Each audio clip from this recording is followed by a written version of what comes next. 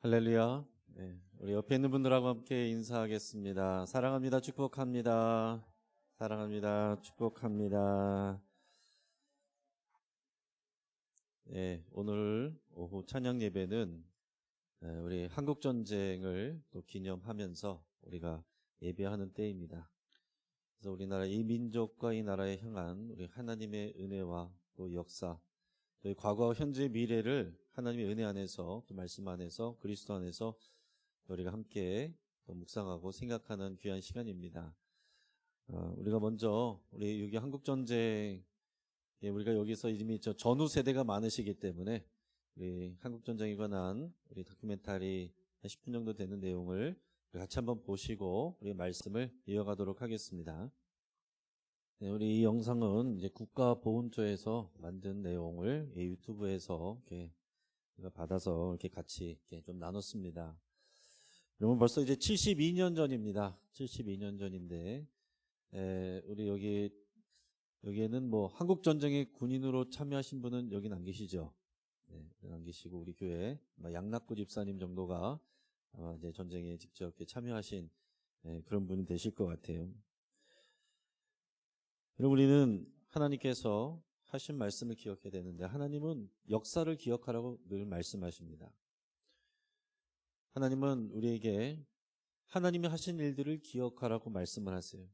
성경에는 지나간 역사들, 대표적인 역사들이 나오고 그것을 통해 하나님이 어떻게 일하시고 역사하시는지, 그것은 지금도 우리 하나님은 동일하시기 때문에 시간이 지나고 문화가 바뀌고 사람들이 바뀌고 세대가 바뀌었어도 하나님은 동일하시기 때문에 하나님이 어떤 분이신지를 우리가 알아야 되는 것입니다. 지금 72년이 지났지만은 여전히 전쟁이 끝나지 않았습니다. 우리 최근에는 우크라이나에서 벌어지는 이런 전쟁을 보면서 이 시대에도 이런 현대에도 이런 전쟁이 일어날 수 있겠구나 하는 것들을 보면서 좀 가슴 서늘함을 느낍니다. 물론 이제 우크라이나하고 우리 상황은 다르죠. 우리는 이제 국제적인 도움을 받았고 받을 수 있고 우크라이나는 그런 상황이 되지 않는 그런 부분이었기 때문에 좀 어려움이 있습니다. 북한은 소련제 탱크 244대를 앞세워서 침공을 했습니다. 인민군은 또 일본군이 만주에서 철수하면서 남겨놨던 그런 무기들을 다 흡수했기 때문에 그 무기들을 가지고 또 20만 명이 한꺼번에 기습해서 침략을 하니까 도저히 막아낼 수가 없는 그런 상황에서 오늘날 우리가 이렇게 공산화되지 아니하고 자유민주주의 대한민국에서 편안하게 예배할 수 있는 것 하나님이 지켜주신 은혜입니다. 정말로 놀라운 은혜예요. 그나마 서울이 3일 만에 함락된 그것 3일까지 지켜냈다는 것만 해도 버텨냈다는 것도 대단한 일입니다. 38선에서 곧바로 서울까지 내려오면 한두 시간 거리인데 3일간 막아낸 것은 영성에서도 본 것처럼 수많은 이 호국 영령들이 정말 자신의 생명을 초계같이 버렸기 때문에 나라를 위해서 희생했기 때문에 오늘날 저와 여러분들이 이 자리에 있는 것입니다.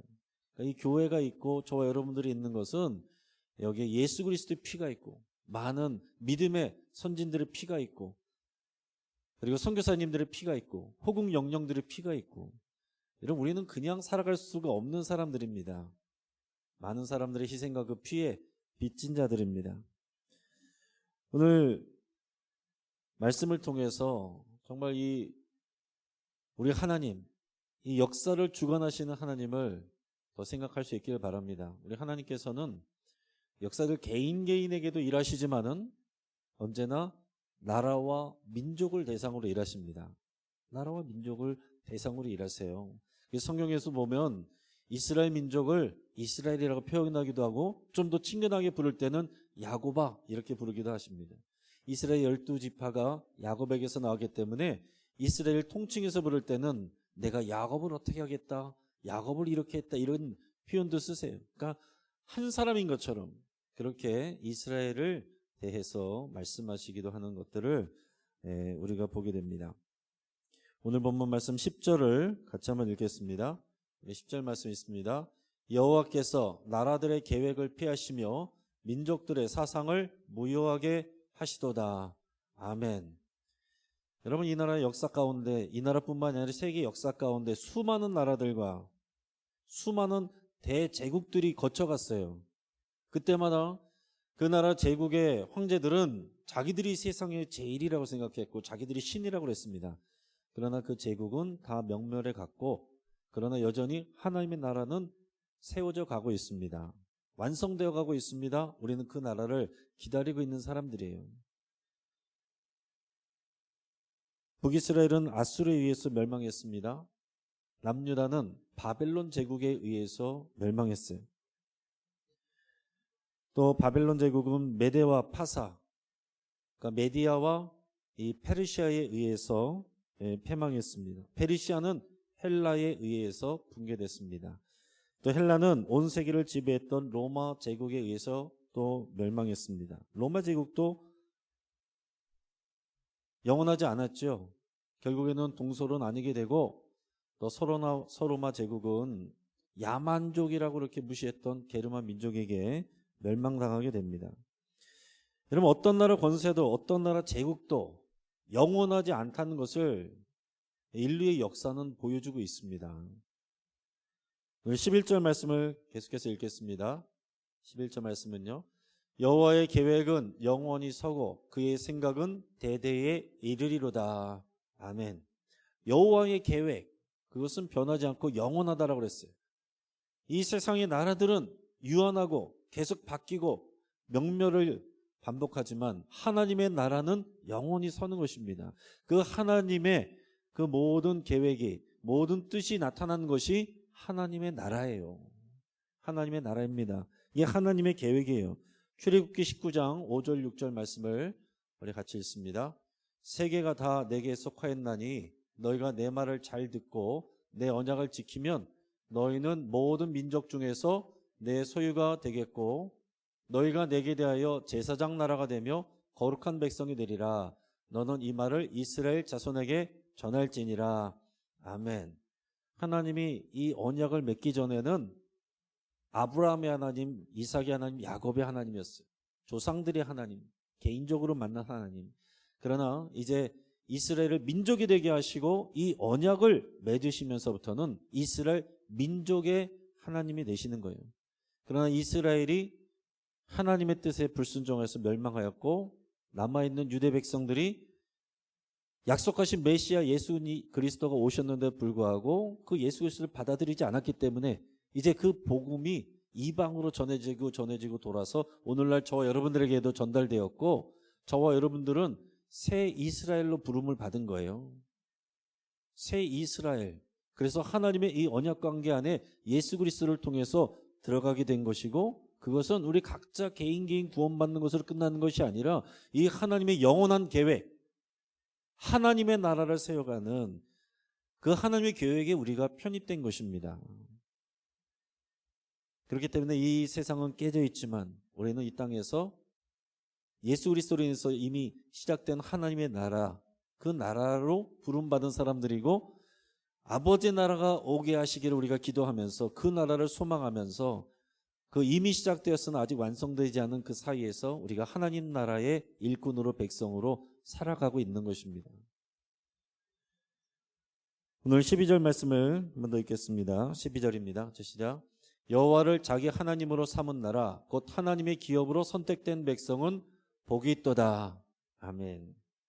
여러분, 결국은 하나님께서 혈통을 따라서 역사하시지 않으세요. 이스라엘을 들어 사용하셨지만 하나님의 계획은 그를 통해서, 이스라엘을 통해서 모든 민족을 구원하시고 하나님 나라 백성 되게 하는 것이 하나님의 계획이었습니다.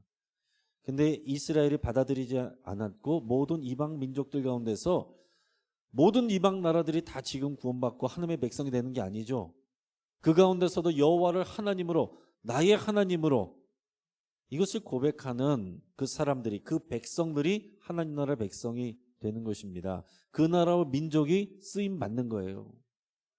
여러분, 이 나라 대한민국, 우리 민족은 이 하나님의 이런 구원 경륜과 구속사의 역사 가운데서 특별하게 쓰임 받는 나라입니다. 이 기독교의 역사, 우리나라의 역사를 통해서 돌아보면 하나님이 우리나라 이 대한민국 얼마나 특별하게 사랑하시고 역사하시고 이 위기 가운데서도 일하셨는지를 우리는 확인할 수가 있습니다. 저도 전후 세대이고 책으로 이렇게 배운 역사이기 때문에 제가 어떻게 그것을 다 알겠어요? 그래서 이제 여기저기 이제 정보를 듣고 또 설교를 준비하면서 이 둘의 수도원의 김진영 목사님의 그 강의를 제가 들었는데 또 마음에 와닿는 제가 몰랐던 부분이 있어서 그런 부분을 제가 이제 소개하면서 또 설교를 또 이어가도록 하겠습니다. 우리 이 대한민국을 지켜오신 또 하나님의 5가지 기적에 대해서 얘기를 하셨는데 시간상 저는 이제 2가지만 같이 나누고 나머지 것들은 여러분들께서 유튜브 같은 데서 찾아서 또 들으시고 또 이렇게 깊이 또 생각을 하실 수 있기를 바랍니다. 오늘 저와 여러분이 있기까지 하나님께서 이 또 한국전쟁을 통해서 그 전과 후로 하나님께서 우리나라 이 대한민국을 어떻게 사랑하시고 역사하시고 도와주셨는지 그것을 우리가 좀 기억할 수 있기를 바랍니다. 자, 먼저 이 한국전쟁이 일어났을 때 유엔군이 참여한 것 자체가 우리에게는 놀라운 하나님의 기적이었습니다. 지금 우크라이나 땅이 이렇게 고통당하고 있는데 이 우크라이나는 나토 이 연맹에 참가하고 있지 않았기 때문에 다른 나라들이 공식적으로 도와줄 수가 없어요. 근데 우리나라도 이 1950년에 전쟁이 있기 전에 5년 전에 해방된 나라입니다. 자, 그런데 이 유엔의 이 연합국의 도움을 받는 것이 그냥 저절로 되는 일이 아니었다라는 것입니다. 유엔군이 참여하지 않았으면 우리나라가 공산화를 막을 수가 없었을 거예요. 자, 근데 역사를 거슬러 보면 1948년 8월 15일에 대한민국 정부가 이렇게 세워졌습니다. 물론 이제 이런 부분도 또 그 전에 또 임시정부부터 쳐야 된다, 이승만 정부부터 해야 된다, 그런 갑로늘박이 있지만 임시정부 말고 공식적으로 우리 이렇게 인정받아 세운 것은 1948년 8월 15일입니다. 자, 그 뒤에 한 달 뒤에 북한이 9월 9일에 평양에서 또 북한 민주주의 인민공화국 나라를 이제 세웠어요. 자, 그런데 원래 이 국제사회에서 나라를 세우면 유엔에 가서 승인을 받아야 공식 국제사회의 일원이 됩니다. 그 당시에 유엔 회의가 파리에서 열렸는데 남한도 북한도 공식적으로 국가를 인정받기 위해서 이제 대표들을 파견했어요. 우리나라에서는 위원장으로 장면 박사 중심으로 해서 또 모윤숙 또 조병옥 이런 사람들이 이제 팀이 돼가지고서 유엔으로 파견이 됐습니다. 그 당시 이승만 대통령이 왜 장면 박사를 보냈느냐 하면 이 장면 박사는 신실한 가톨릭 신자였습니다. 그 당시 유엔에서 또 우리나라가 인정을 받기가 너무나도 어려운 상황이었기 때문에 여론이 좋지 않았기 때문에 교황청의 도움을 얻기 위해서 신실한 가톨릭 신자인 장면 박사를 위원장으로 해서 보냈다는 거예요. 자, 근데 그 당시 파리 유엔 회의가 1948년 12월 12일에 끝나게 돼 있습니다. 근데 우리나라는 가서 첫날부터 이 대한민국 건국에 대한 안을 유엔에 상정했는데 이게 어려웠어요. 왜냐하면 거기에 소련 대표가 대놓고서 방해를 하기 때문에 이것이 성안이 되지 않았습니다. 자, 회의할 때 발언을 통해서 계속해서 방해하는 것을 이제 의사진행 방해라고 하는데 한국에 대한 안이 나오면 소련 대표가 계속 나와서 발언을 하는 거예요. 그래서 코리아는 독재자 이승만이 지배하고 있고 미국의 앞잡이고 이렇게 하면서 2시간을 계속 연설을 하는 겁니다. 그러고 나면 그 다음에 소련의 위성국이었던 헝가리나 동독이나 체코 이런 대표들이 또 줄줄이 나와가지고서 막 발언을 해요. 그렇게 하니까 이 표결을 할 수 있는 시간 자체가 주어지지가 않는 것입니다. 자, 1948년 파리 유엔 회의 마지막 날이 12월 12일인데 도저히 이게 지금 안이 통과가 되지 않는 것입니다. 그래서 그 전날 11일 날 이 장면 박사가 한국 대표위원들한테 그냥은 안 되겠습니다. 도저히 안 되겠습니다. 그래서 오늘 저녁에 교회를 찾아가서 우리 같이 철야로 기도합시다. 밤을 새워서 기도합시다. 이렇게 기도하고 본국에서는 또 이승만 대통령과 장관들이 퇴근하지 아니하고 국무회의실에서 기도를 하고 전국 교회에 기도해달라고 부탁을 했어요. 자, 그러고 나서 이제 그 다음 날이 마지막 날 12월 12일인데 이날 인준을 받지 못하면 대한민국은 그야말로 이제 탄생 자체가 안 되는 거예요. 근데 이때 만약에 탄생되지 않았으면 2년 후에 50년에 6월 25일 날 한국전쟁이 발생했을 때 유엔군, 이 연합군의 도움을 받을 수가 없었던 것입니다. 아주 절체절명인 그런 상황인데 근데 역시나 소련 대표가 마이크를 잡고서 또 같은 말을 막 반복하면서 이제 회의 진행을 방해하고 있었어요. 자, 그런데 원래 2시간을 작정하고 이 소련 대표가 나가 있었고 그 다음에 순서를 맡은 헝가리 대표는 다른 사람들은 밖에 나가서 이제 커피 마시면서 쉬고 있었어요.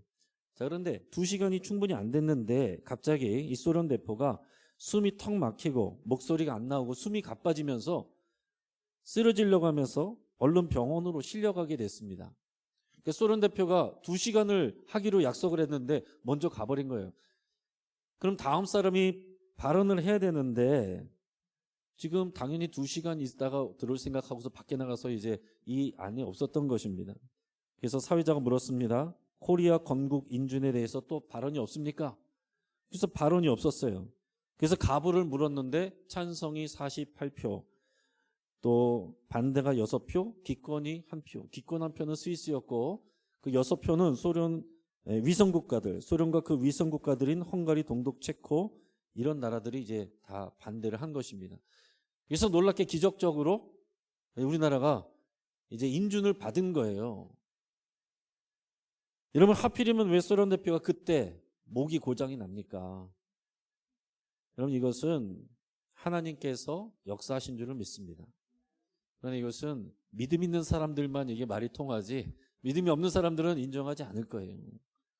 이어서 북한 김일성 정권 표결안이 올라갔는데 반대로 거꾸로 반대가 48표, 찬성이 6표, 기권이 1표가 나왔습니다.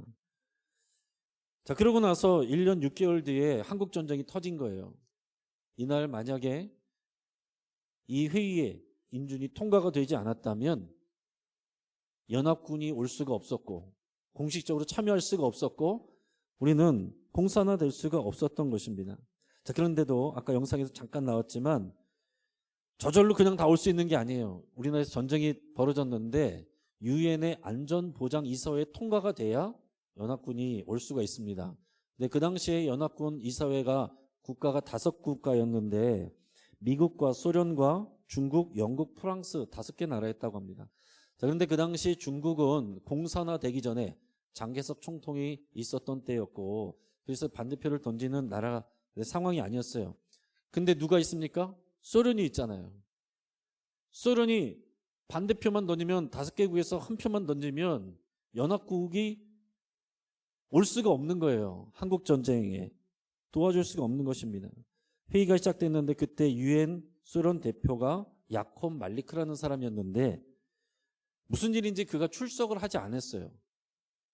그래서 앞에서 나왔던 것처럼 이 안전보상이사회에서 소련 대표가 빠지고 나머지 4명이 다 찬성을 하는 바람에 공식적으로 유엔 연합군이 우리 한국전쟁에 참여하게 되었고 그래서 전세가 갑자기 뒤집히게 되는 일이 있었다라는 것입니다. 자, 역사학자들은 지금도 이것을 연구하고 갑론을박합니다. 그날 이 소련 대표 야콥 말리크가 왜 참석을 못했느냐? 뭐 비행기가 연착했다, 뭐 설사가 났다, 뭐 다양한 얘기들이 있지만 그럼 우리가 믿음으로 볼 때는 무슨 일이에요? 이게 무슨 일입니까? 하나님이 하신 일이에요. 오늘 말씀처럼 민족들의 계획을 하나님께서 무효화시키는 이런 역사를 하시는 것입니다. 자, 또 다른 놀라운 하나님의 역사가 있었는데 그 당시에 공산주의를 해방 후에 공산주의를 지지하던 이 나라의 민심이 자유민주주의 쪽으로 기울게 된 그런 역사가 있습니다. 해방 이후에 우리나라는 분위기 자체가 공산화될 수밖에 없는 그런 분위기였다고 합니다. 일제로부터 해방이 된 다음에 미군 정청에서 남한 사람들을 대상으로 이제 설문조사를 했어요. 자유민주주의를 원하느냐, 공산주의를 원하느냐. 근데 그 당시에 공식적으로 사람들이 설문조사에 응답해서 78%가 공산주의를 지지를 했습니다. 이 공식 조사 보고 문서로 남아 있다는 거예요. 그 당시에 공산당에 아주 능력 있는 지도자가 있었는데 여러분도 아시는 이 박헌영이라는 사람이었습니다. 이 박헌영이라는 사람은 원래 크리스찬이었는데 중국에 가서 이제 이 이데올로기 학습을 받으면서 완전히 가치관이 바뀌었고 자신의 삶을 이 공산주의 혁명가로서 그렇게 헌신한 사람입니다. 자, 그러고 나서 이 해방이 됐는데 그때부터 이제 선전선동으로 박헌영 위대한 지도자 여기 나타나서 이 민족을 이끄시오 그런 이제 선전물이 나붙기도 했습니다. 자, 그러면서 굉장히 공산주의 이념이 그 당시에 우리나라에서 많은 사람들에게 지지를 받고 인기를 얻고 있었다라는 사실입니다. 왜 그렇게 인기가 있었냐 보니까 1917년에 러시아가 공산혁명이 성공을 했는데 이 러시아가 얼마나 큰 나라예요? 근데 그 나라를 삽시간에 공산혁명을 통해서 이 공산주의 국가로 만들어버렸어요. 혁명을 통해서. 그러면서 레닌이 전 세계에 뭐라고 선포했냐면 전 세계 피압박 민족을 해방하겠다. 소련 공산당은 전 세계에 억압받는 민족을 해방하겠다. 이렇게 선포를 했습니다. 그러면서 어느 정도였냐면은 우리나라 상해 임시정부에다가 신생 독립국의 독립을 지원한다면서 소련의 스탈린이 금을 세계 마차에 이렇게 보낸 적이 있다고 합니다. 그게 지금 시세로 하면 거의 한 200억 정도 되는 엄청난 그런 물량 공세를 하면서 지원해 줬다는 거예요. 자, 그러니까 그 당시에 이런 공산당 국가가 지금 보는 차원하고 또 다른 굉장히 매력적인 어떤 이 시대의 대안처럼 보였다라는 것입니다. 그러니까 그 당시에 청년들, 지식인들이 거의 전부가 다 이 공산주의 이쪽을 지지하게 된 것입니다. 그러면서 그 당시에 응답한 국민이 78%가 공산주의를 지지하고 그 당시 우리나라에 공산당원이 100만 명이었다고 합니다. 100만의 소작인들, 청년들이 공산당을 하겠다고 지지했는데 유일하게 반대하고 나선 것이 교회였고 이승만 대통령 박사였다는 것이죠. 그래서 이승만 박사는 그때도 분명하게 공산당은 망한다. 왜냐하면 하나님을 부인하고 또 물질을 숭상하고 하나님이 주신 자유를 억압하기 때문에 그렇다라는 이제 주장을 했습니다. 자, 그런데 1940년에 이렇게 인기가 좋던 공산당이 실수를 통해서 한국의 민심이 바뀌는 일이 있게 됩니다. 그냥 그 당시에 선거를 통해서 투표를 했다면 박헌영이 이끄는 공산당이 또 세워질 수 있는 그런 상황이었는데 지지율이 높은 지지율이 있고 100만 명의 공산당원들이 있다 보니까 충분한 그런 상황이었습니다. 그런데 이제 자금이 많이 들어갔는데 자금이 부족했던 거예요. 돈 있는 지주나 사업가들은 주로 이승만 쪽에 줄을 섰고 민족주의자들은 김구 쪽에 줄을 섰고 그리고 북한은 김일성이 차지했고 박헌영은 자금이 없는 거예요. 그래서 생각해낸 게 뭐냐면은 위조 지폐를 만들어낸 거예요. 그 당시에 뚝섬 쪽에 있었던 정판사 인쇄소가 남아 있었는데 일본군이 물러나고 나서 거기를 보니까 돈 찍는 기계가 지하실에 남아있던 걸 알게 된 거예요. 그래서 그 건물을 사가지고서 위조 지폐를 계속 찍어냈습니다. 그걸로서 이제 사회를 이제 혼란시키는 상황을 만들어갔습니다. 자, 그 당시에 뭔가 좀 이 돈이 풀리는 게 이상하다. 그래서 이제 미군정청에서 조사를 했는데 뚝섬에 있는 조선 정판사가 수상하다라는 그런 이제 첩보를 가지고 조사를 했더니 거기 있는 돈 찍는 일꾼 12명 있는데 12명이 모두 이제 공산당원이었어요. 그래서 이제 박헌영이 주모자임을 알고서 수배령이 내려지고 박헌영이 숨게 됩니다. 그래서 미군정이 경찰을 풀어가지고 박헌영을 잡으라는 그런 이제 체포령이 내리게 됩니다. 그래서 박헌영이 어떻게 서울을 탈출했냐면 죽은 사람 상여가 나가는데 거기에 상여 속에 숨어가지고서 결국은 탈출해서 북한으로 넘어가가지고 거기 해주에 머물면서 남한의 공산당 운동을 지도했다고 합니다. 우리나라가 그때 참 대한민국에 위험할 수밖에 없는 상황이 이 백성들의 마음 자체가 이 공산주의로 몰려 있었기 때문에 그렇다는 거예요. 1948년 5월 10일 날 선거를 하게 되는데 유엔에서는 남한과 북한 동시 선거를 하라고 그랬어요. 근데 남한은 선거를 하겠다고 그랬는데 북한이 거절했습니다. 사람들을 못 들어오게 했어요. 그래서 남한만 단독 선거를 하게 됐죠. 근데 이때 만약에 선거를 했다면 박헌영과 공산당이 더 우세했을 수 있었습니다. 100만 명 이상이 또 100명 이상의 국회의원이 또 공산당 쪽에서 나올 수 있었는데 그 당시에 이 박헌영과 공산당 쪽에서는 선거를 반대하면서 테러 또 경찰서에 불을 지르고 선거 사무장을 죽이는 이런 테러 정책으로 나가면서 민심이 이 공산주의에서 자유민주주의 쪽으로 돌아서게 됐다라는 것입니다. 거기에다가 그 위조 집회 사건도 같이 겹치게 되면서 백성들의 민심이 바뀌게 됐어요. 자, 그런 과정을 거치면서 1950년 6월 25일에 한국전쟁이 일어났는데 그 당시에 김일성과 박헌영이 소련의 스탈린을 찾아가서 우리가 이 6.25 전쟁을 할 테니까 승인해 달라고 그렇게 얘기를 합니다. 근데 스탈린이 지금 그게 가능하겠습니까? 미국이 가만히 있겠습니까? 그렇게 얘기했어요. 근데 박헌영이 큰 소리 치면서 인민군이 서울만 점령하면 전국의 공산당 당원 수십만이 봉기해가지고 대한민국은 한반도는 삽시간에 공산화가 될 겁니다. 그렇게 자신 있게 얘기했습니다. 그러나 역사적으로 그 사상과 계획을 무효화시키는 하나님의 도우심을 통해서 우리가 공산화되지 않고 자유민주주의 국가가 되었고 전쟁은 끝나지 않는 상황에서 저와 여러분들은 이 아름다운 예배당에서 오늘 예배하고 있습니다.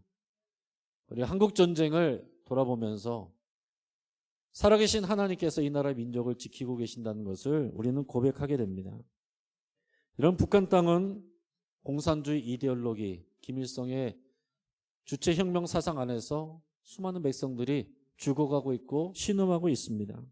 여전히 핵과 미사일을 신봉하면서 국민들이 코로나로 죽어가고 있는데도 대처하지 못하고 있어요. 그러면서도 이 나라 이 땅까지도 공산화해서 해방시키겠다는 그런 이념과 그런 사상을 가지고 있습니다. 사랑하는 여러분, 우리는 북한을 어떻게 대해야 되겠습니까? 우리는 하나님의 마음으로 바라봐야 돼요. 우리는 북한을 사랑해야 됩니다. 그러나 그들을 지배하는 이 나라와 민족들의 계획과 사상은 경계해야 되고 대적해야 됩니다.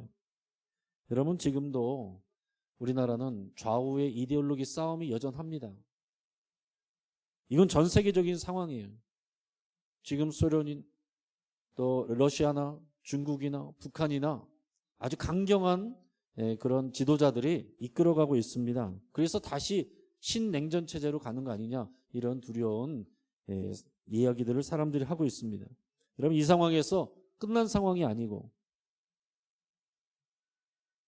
여전히 우리는 기도해야 되는 상황입니다.